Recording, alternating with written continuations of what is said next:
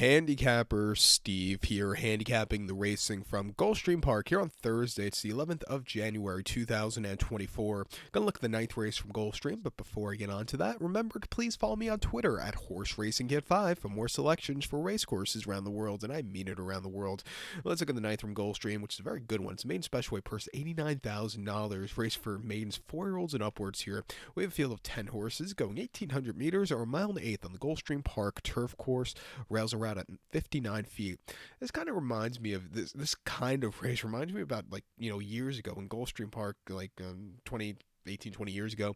The final race in the program always used to seem to be this kind of race. Maiden special weight on turf at a mile and an eighth. And it was always good betting opportunities. This race, I hope they keep more races like this because, they're a fun race to handicap. But this is, for me, just handicapping and looking at the conditions and the distance. It just seems like a throwback race. And before we go any further, am I the only one?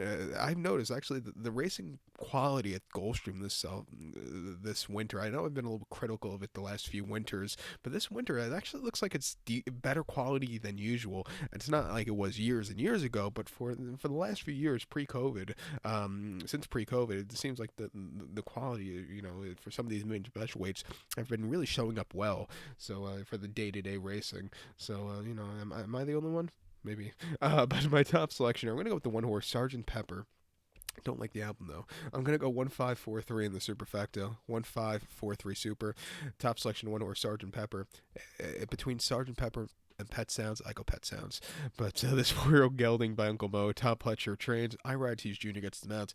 He came out probably one of the toughest, and one of the, those races you look back at Belmont spring meeting and go, that was a great race. The 7th of May, 4th race at Belmont, going a mile and eighth on that main special weight on the inner turf course, I think was one of the most key full races of that Belmont opening weekend, and also that whole Belmont 40 staying spring meeting. A lot of those horses have come and run some good races out of this one. He actually finished second by 2.25 lengths by Mondego, who's the next out winner. And this horse was stupidly wide. He just missed late. The inner turf course at Belmont plays towards speed, but for him to close up with those slow fractions, I thought he showed potential in his turf debut. He's refreshing.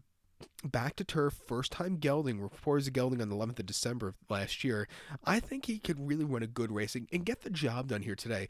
They do think highly of him. They bought him for 1.6, but it looks like he might be a little bit of a handful to get him to the racetrack. So, no more babies for him, but, I think he has a live chance of, doing wonders in this kind of, probably a little bit longer in the future, but a mile and eighth here off the bench, I think he could do wonders with. Top Pletcher has good numbers, 20% with these kind of horses.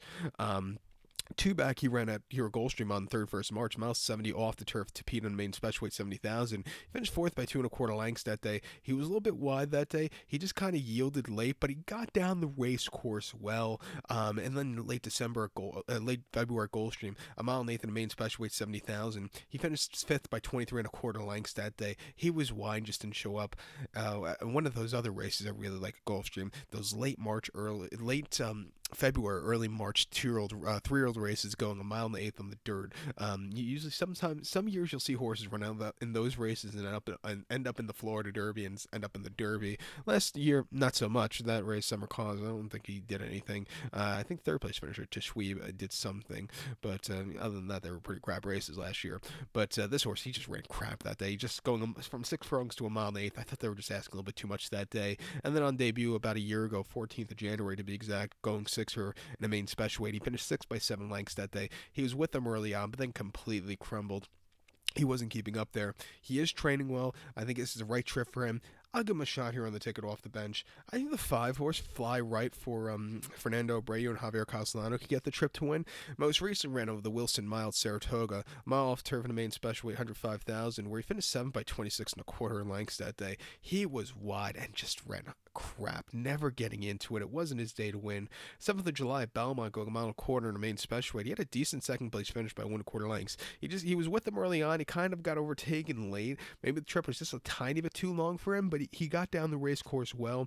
And then early June at Belmont, a mile 16th in the wider in the main special weight. He finished second by 4.25 lengths that day. He was wide. He had to lead for a split second, and it looked like, and then he just kind of the closers got to him that they were restricting, really had the jump on him. First start since November. He probably needed the race. But refreshing here off the bench, I'll give him a shot here on the ticket to end off these late pick four. But to recount my selection for the ninth from Gulfstream, I'm going to take the one horse Sergeant Pepper. Like I said, I prefer Pet Sounds, but Sergeant Pepper can win here. I'll give kudos to the five horse Fly Right.